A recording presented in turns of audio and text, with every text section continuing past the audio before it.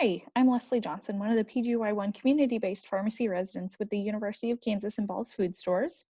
Today, I will be discussing my research titled Patient Knowledge and Perceptions of Opioid Drugs and Naloxone in the Community Setting. For just a bit of background, we all know that the misuse and abuse of opioid prescriptions is a national health crisis in our country, with more than 130 individuals dying every day from opioid overdose in the United States. Despite a near doubling of naloxone prescriptions being dispensed from 2017 to 2018, the rates for dispensing still remained low, with only one naloxone medication being dispensed for every 69 high-dose opioid prescriptions. Since community pharmacists are among the most accessible healthcare professionals, they can play a vital role in opioid overdose prevention efforts. This study was created to evaluate patients' knowledge and perceptions regarding opioid drugs and naloxone. We also sought to determine if written opioid and naloxone education materials would increase naloxone dispensing in the pharmacy. We did this by creating a 29-item prospective cross-sectional survey that used a modified version from a previously published study by Smith et al.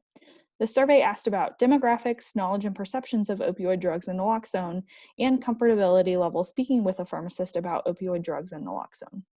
Individuals that were at least 18 years of age and able to read English completed the survey while waiting to receive an influenza or herpes zoster vaccine.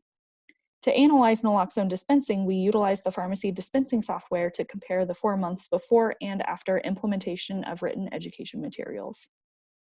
Looking at the demographics chart in the upper left-hand corner of the results section, our average survey participant was a white female aged 60 years or older who graduated college and had a household income greater than $100,000 per year. Surprisingly, the number of survey participants that used opioid drugs was only 5.6%, and the number of participants that had a family member use opioid drugs was only 4.9%. Looking at the naloxone dispensing chart, you can see that the number of naloxone prescriptions dispensed doubled between the 4 months before and after distribution of written education materials. 2 prescriptions were dispensed pre-implementation and 4 prescriptions were dispensed post-implementation. Looking at the chart right below that titled Participant Comfortability, you can see that 92% of participants felt comfortable talking about opioids with a pharmacist, while 89.6% felt comfortable asking questions about naloxone. We compared participant responses of negative perceptions about opioid drugs and naloxone based on education level. This chart can be found in the upper right-hand corner of the results section.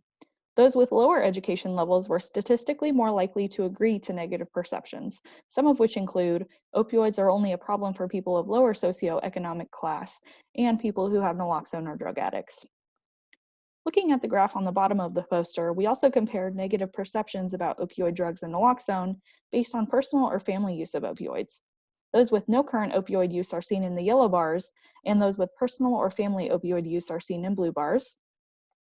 While the differences were not statistically significant, you can see that those without personal or family opioid use, indicated by the yellow bars, more frequently agreed to these negative perceptions.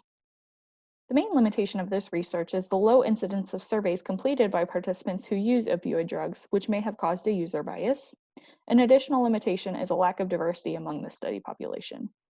Some conclusions that we have drawn from this study include that education level influenced the belief of negative perceptions of opioid drugs and naloxone, specifically among individuals with a high school degree or less. Current opioid use or having a friend or family member use opioid drugs did not influence the perceptions about opioids and naloxone. Nearly all participants felt comfortable speaking with a pharmacist about opioid drugs or naloxone. Despite a doubling of naloxone prescriptions, the number dispensed still remains low. All of these conclusions indicate that further research evaluating strategies to improve naloxone dispensing would be beneficial in order to identify best practices related to pharmacist-led opioid overdose prevention efforts. Thank you so much. Again, my name is Leslie Johnson, and thank you for listening.